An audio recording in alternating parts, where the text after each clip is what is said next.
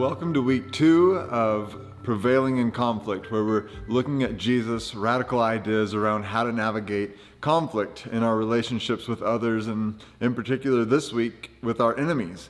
And this is perhaps Jesus' most radical teaching, and it is also the teaching that holds the potential to unleash the most revolution in the world around us, the most change in the world for the better. And, why is it that this is so radical? Well, it doesn't take long to see why someone would hear Jesus' words about loving your enemy and immediately say, whoa, hold on a second. Just think about your enemies.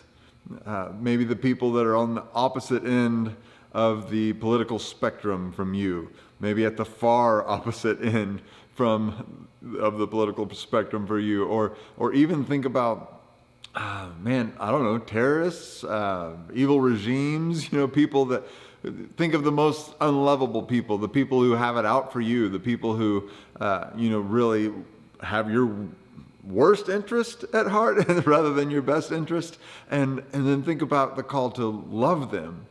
Think about Jonah, who was called to go to Nineveh, and this people who had terrorized his people, and he's supposed to preach the gospel in a sense to them, like to invite them into repentance, and he says, no way, man. And I think that we can all relate to that. And then here comes Jesus and says, love your enemies and pray for them.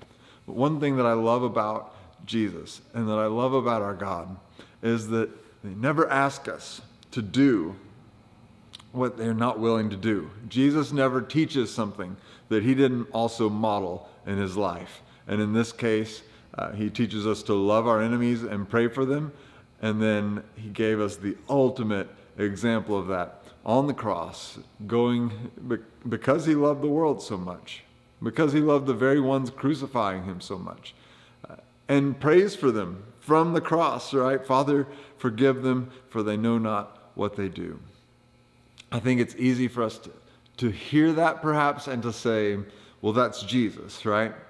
And so one of the most powerful stories in my mind that I've read about the early church is the story of Stephen, this first martyr of the church, who is standing there speaking the truth about God, speaking the truth about Jesus, announcing that the long-awaited Messiah has come. And in response to this, they stone him to death. And in the process of being hammered by these stones, he prays such a similar prayer to Jesus. Father, they don't know what they're doing. Don't hold this against them. So, there's something to this, something that Jesus seemed to not be teaching as a metaphor, but meant seriously, something that the early church took seriously, even to their own deaths, something that we are still yet called as Jesus followers to take seriously, to love our enemies and to pray for them.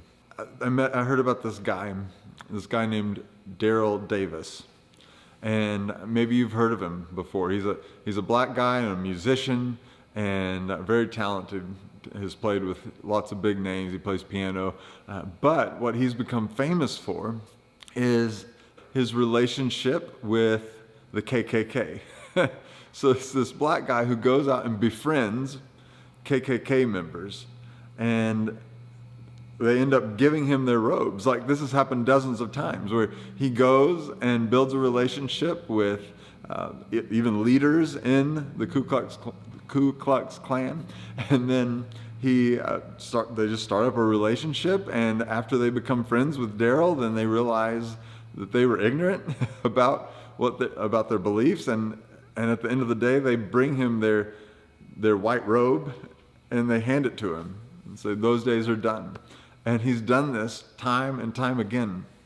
And he's a Christian, and he pursues that. I think you'd have to be, maybe, to do what he's done. So he has this quote. He says, you cannot hate the hate out of a person, and you cannot beat the hate out of a person, but you can love the hate out of a person. And I thought, what a powerful story and what a powerful example that Jesus knew what he was talking about. That there is a better way to navigate conflict, even with your enemies, and that is to love them and to pray for them. So what does this look like for you? What would it be like for someone who maybe doesn't have your best interest at heart to have a relationship with you, to be in conflict with you? Would it be different than their conflict with someone else because you follow Jesus? What would be different about it? What would you hope would be different about it? Their interaction with you versus their interaction with somebody else. And even think about this as a challenge. If you can process today who your enemy is, maybe who your competitor is, who would probably smile if things didn't go well for you, and then pray a prayer of blessing on them, like sincerely, to the best of your ability. Say, Lord, I pray for their good. I pray blessings on them and on their family. I pray that they would know you and that they would prosper. That kind of prayer, prayed again and again, might have the power to change our hearts, and certainly could have the power to change their hearts, and certainly could lead us to a different way of navigating conflict with enemies. It's powerful teaching.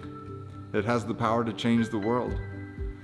Will we be a people who are willing to embrace this hard teaching, this radical teaching, to revolutionize and change the world around us?